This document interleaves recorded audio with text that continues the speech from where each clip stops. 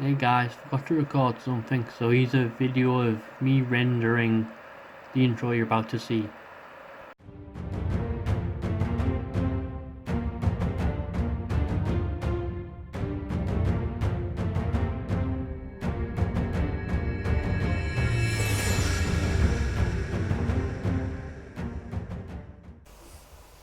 Hi guys, RP Gamer here and welcome to RP Plans, a new series where I'm going to be looking at my upcoming campaign, Twilight of the Gods, and I'm going to be going over how I plan, and hopefully it will extend into the actual campaign itself, and you will see how I plan individual sessions rather than just the campaign as a whole, and a little bit of world building just to flesh out the campaign.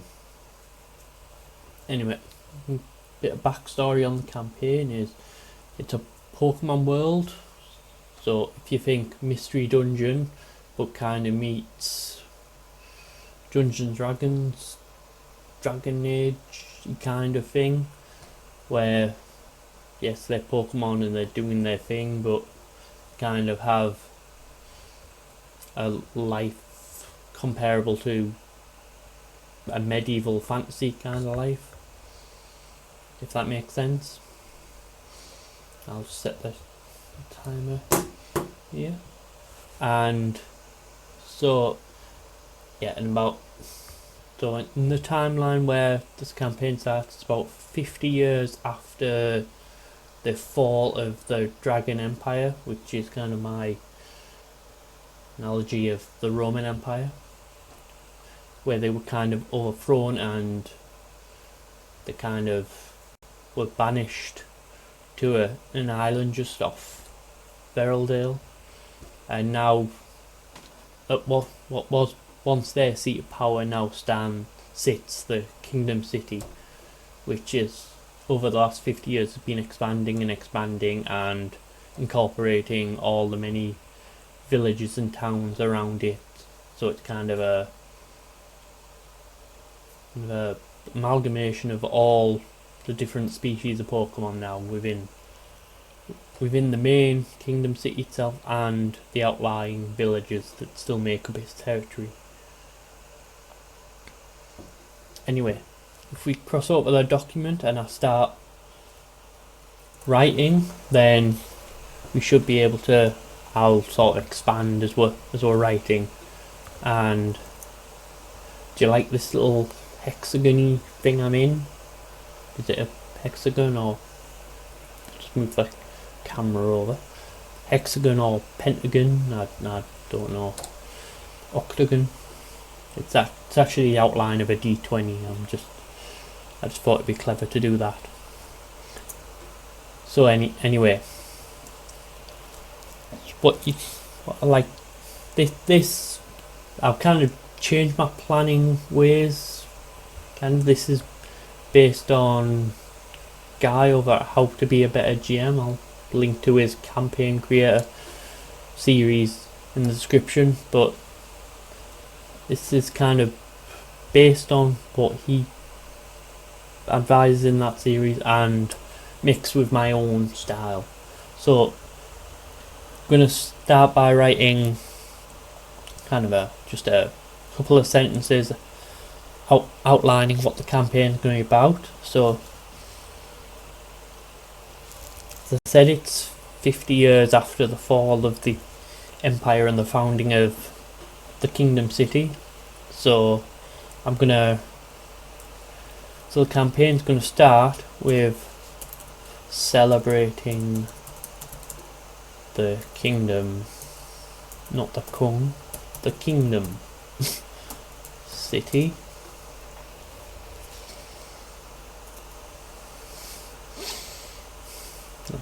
Actually, put that celebrating 50 years of the Kingdom City, and that's going to be with a tournament. I'll make this look a bit nicer in a minute. With a tournament,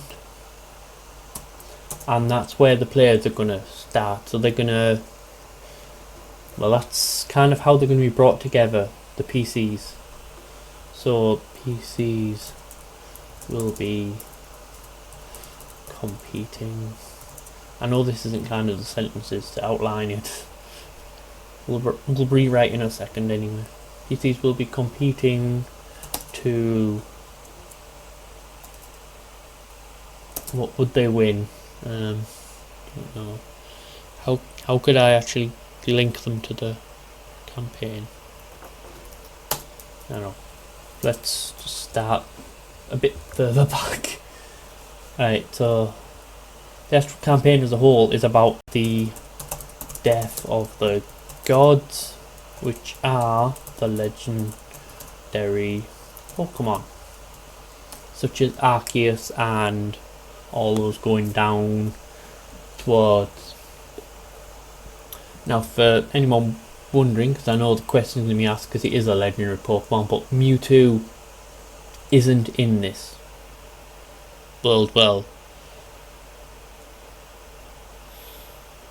at least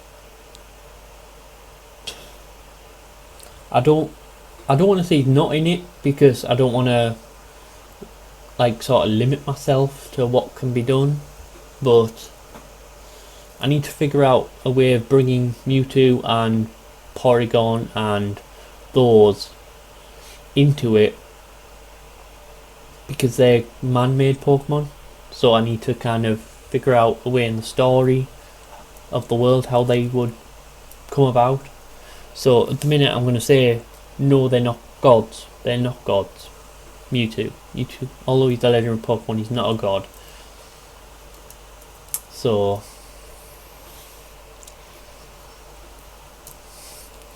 death of the gods.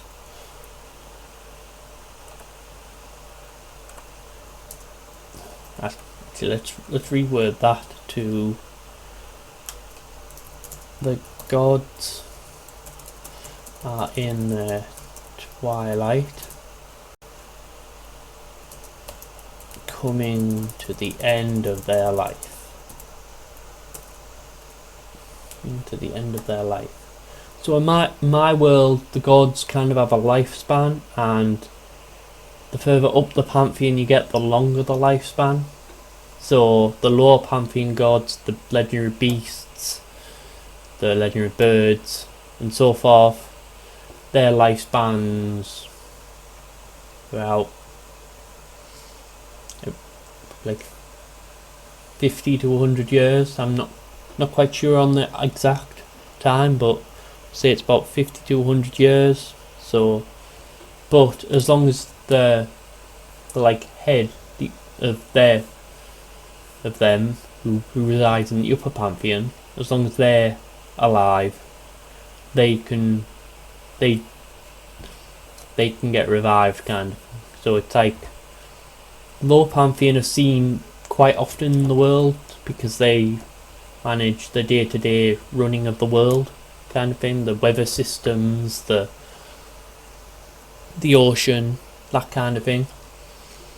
So they're seen by the general populace quite often, and to the general populace, them dying is just they disappear for a kind of a week or so. They're not seen for a week or so. They just come to expect this now in the world. Every 50 years, the gods just disappear for a week, and then they're seen again. They don't question why. They don't understand why. And then as you go up the pantheons, it's kind of they have a longer lifespan. So the next pantheon up, which includes Ho-Oh, Ugia, that level, they're like 500 years they live for.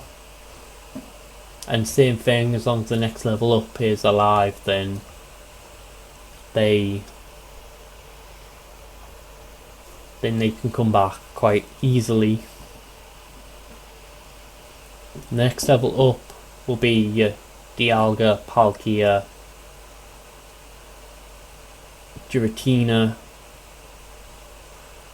Sorry, I'm just trying to remember the legendaries. I'll do a whole video on the gods of my world, and they're like every 1,000 years their lifespan, and then you end up with Arceus, whose lifespan is unknown, and that's where this campaign comes in, because Arceus is in his twilight. Now to me, someone who lives that long, their twilight probably like 500 years or so, their twilight. So I mean, it's not good as if it's like immediate, but like they're in their twilight and their powers are waning slightly, the control is waning slightly, and as Arceus loses more and more control, the gods under him lose more and more control, because obviously they exist due to his will and power. And that's what this campaign's about. They're in the twilight, they're losing power, and which is having effect on the world. This is having an effect on the world at large.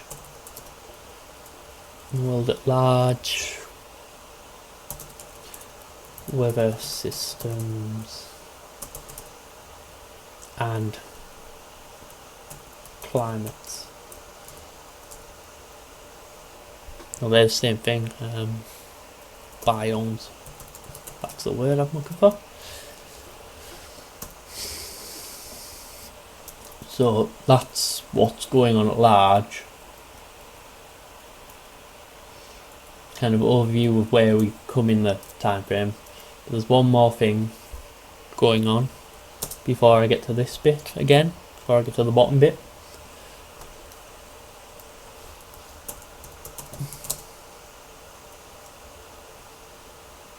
You always have to have, it's great having this that they're going around, but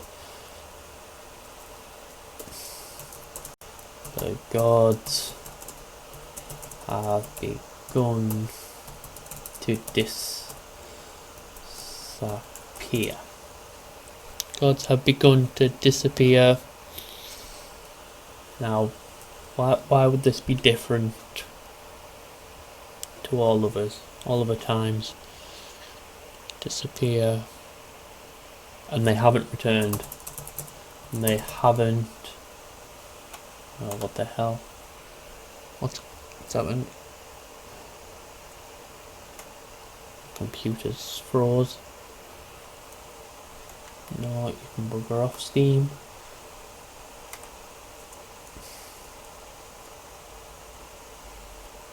Yeah. Got to wait for it to come back.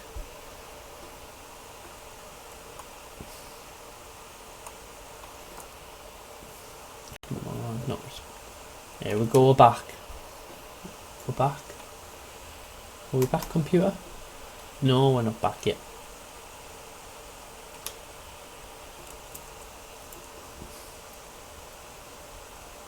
There we go, we're back. Sorry about that, guy. So the gods have begun to disappear and not return. Not return. Now that's in. Well, that would be interesting for the PCs to thingy. I mean, I'm gonna let you in a bit of. Well, I've obviously been thinking about this campaign for a while, so I know this. I'm just trying to figure it more out in my head as I'm writing it. I know what I'm wanting from the campaign. I'm just trying to expand on it. It'll help me later. Now, I know why the gods are disappearing. I'm planning it. But should I put it in the outline? Yeah.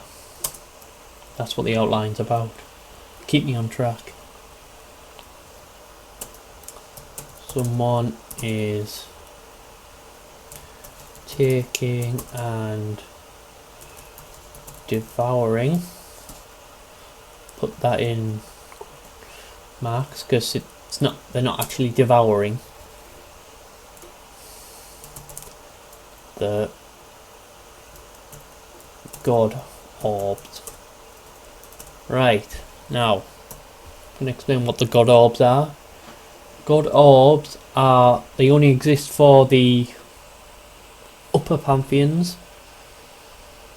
and they're orbs that Arceus strewn around the world, strewn around Wereldeil when he created Wereldeil.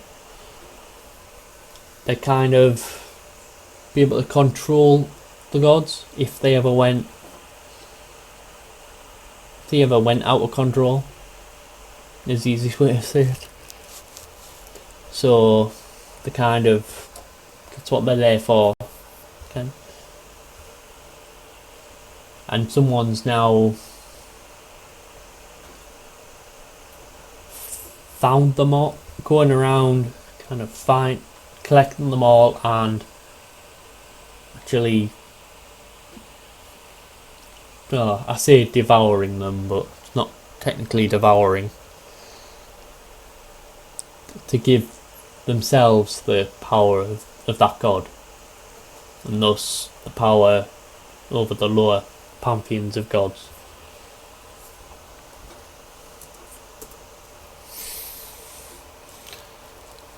This is where the players come in now. Finally, we're back to this. PCs will be competing to... Now we're back to this. How can I introduce them?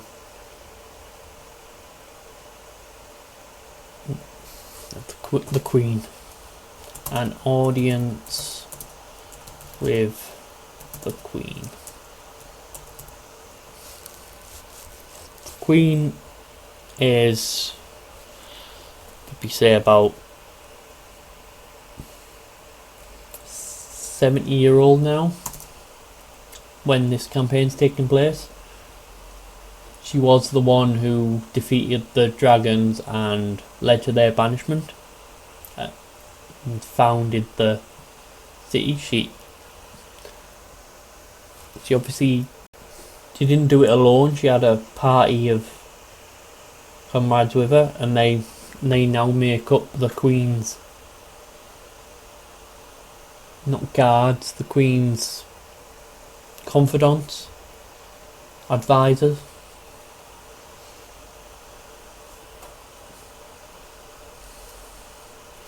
The Queen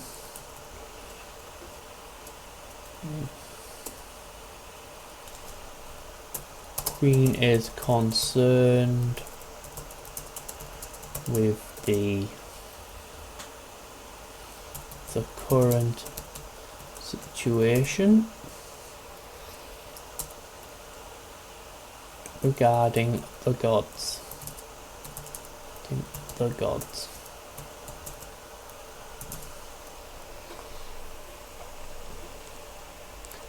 And she requests the players,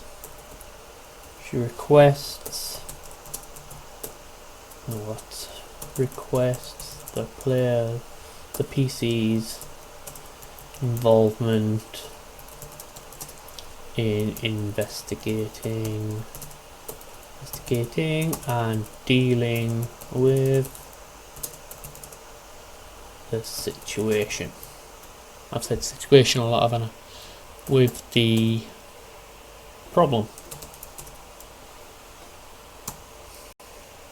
Now, the reason she's going to do this in my head is because the PCs are going to be unknown at this point. So, in her head, they're probably going to be more likely to find out things that maybe she wouldn't be able to find out if she sent her own advisors or her own guards on this job. So now in my head, the PCs are all low level at this point. They're starting at the level 10. So they have their level 10 moves. Now,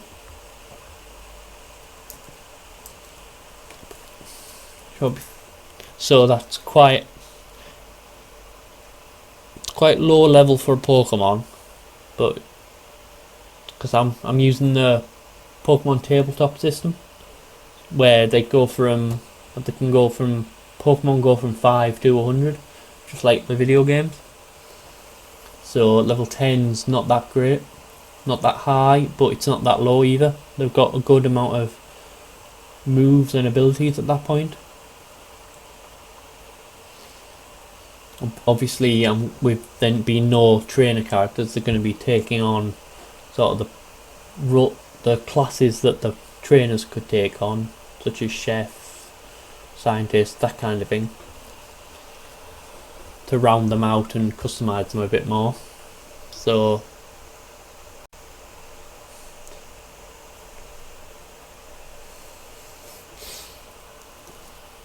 yeah, I do want to touch. I'm gonna in future touch on the leveling up and all that, how I have altered it to in regard to the fact there's no trainers, and if I want to keep everyone on the same kind of level, no matter what Pokemon they choose to play as. If they choose to play as a little Caterpie or a drag. No, I can't play as a Dragonair. Dragons are banished. Well, they could. They just have to realise that dragons are banished and shouldn't really be there. But you know what I mean. Whether they play as a small Pokemon or a large Pokemon, I want to make sure, like a Pokemon that evolves early or evolves later, I just want to make sure that they stay on the same page. I don't want people in their final forms when the rest of the party are in the first form. So, celebrating 50 years of the Kingdom City with a tournament, PCs will be competing for an audience with the Queen. Queen is concerned with the current situation regarding the guards. She requests the PC's involvement in investigating and dealing with the problem, as they are unknowns.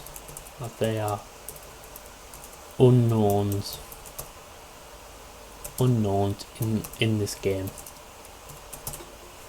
I'm just referring to, because I've used situation and problem, just thinking of another way to play it, how the Queen would refer to it.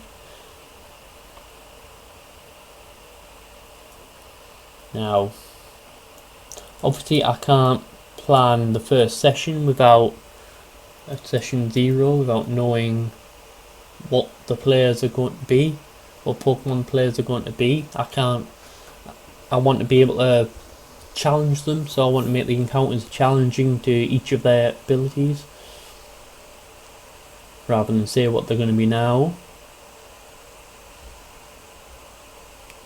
But I can kind of do let's have a look. Can do a sneak peek at how the tournament's going to go. We have a little bit of time left, so I don't want to make this too long, really. Session 1 will be the tournament. What's it doing now? It's froze again. Session 1 will be the tournament.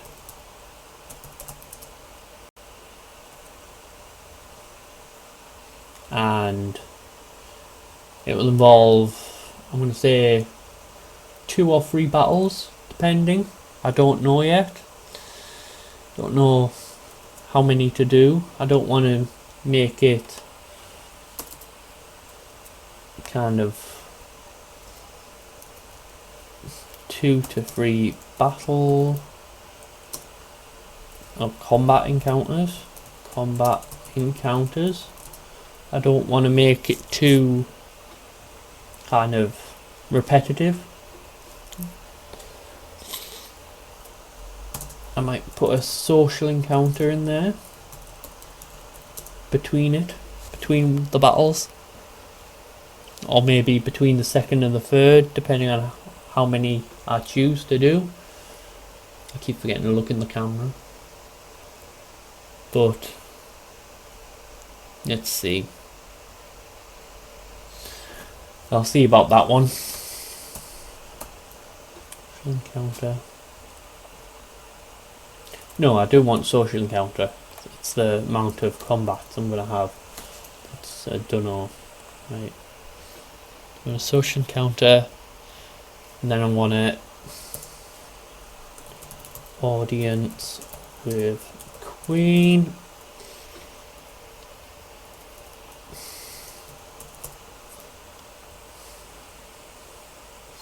Let's put them all on separate lines. And then that way I can come back into this document and just flesh them out.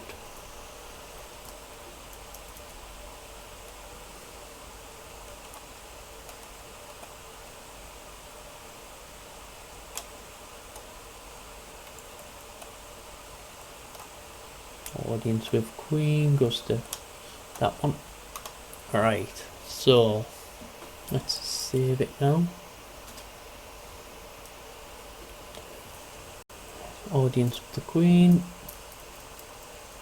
where she will inform them of situation. I can use situation again. Inform them of situation and ask for their help.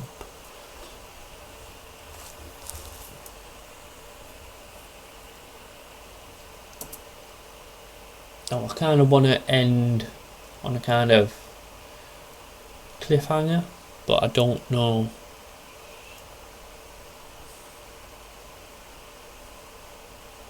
what to do.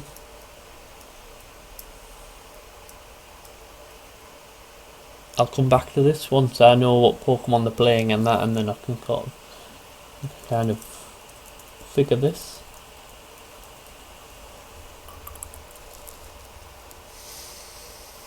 Sorry. Apologies. Yeah. I think that's good for now. So what we've got for the outline is the gods are in their twilight, coming to the end of their life. And this is having an effect on the world at large, weather systems and biomes, etc.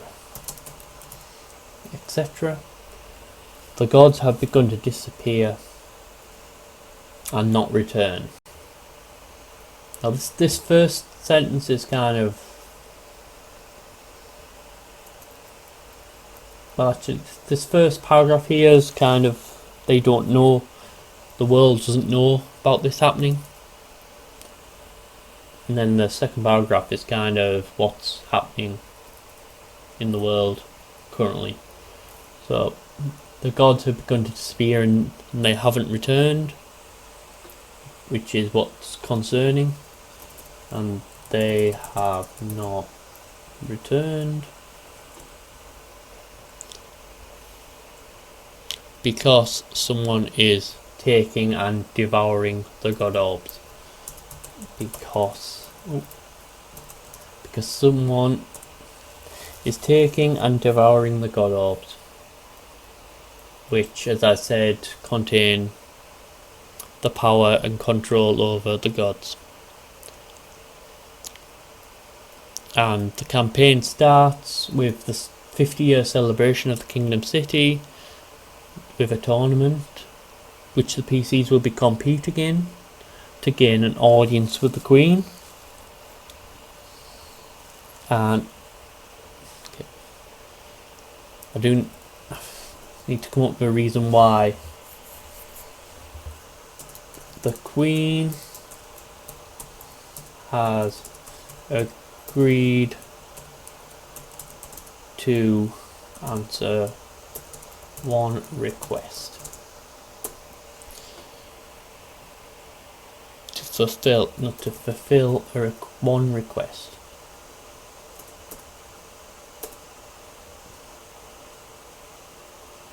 Why is it stopped? I have no idea.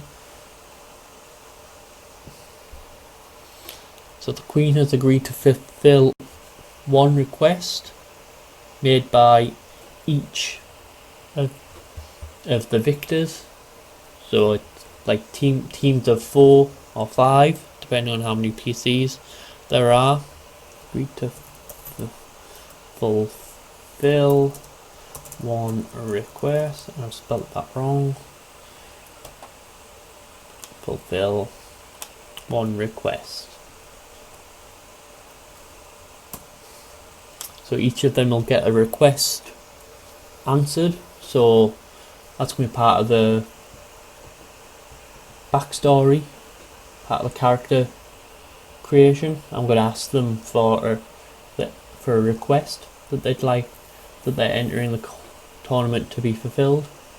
So they'll ask the Queen their request, and in reply the Queen will tell them about the current situation and ask for their help in it.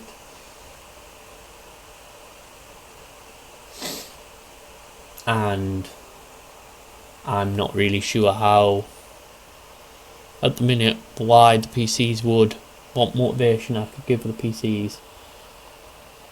Well, because I don't know if the fact the Queen's asking them to do it would be enough, but I can think of that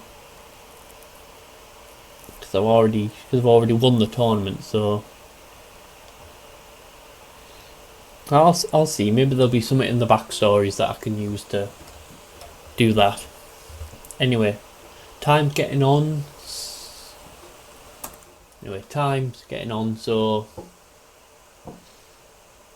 until next time, I hope this has been interesting. If it has, then please like and subscribe and stay tuned for more videos like this. As I say, once it begins to overlap with the campaign, I can use these videos as a way to show my planning for the next session and possibly my look back at the session before to see what happened, what went wrong with my planning, how the players derailed my plans, that kind of thing. So I may change the upload day depending on when sessions are run, but please subscribe and like and share this video, and please stay tuned for the next one. Till next week, bye.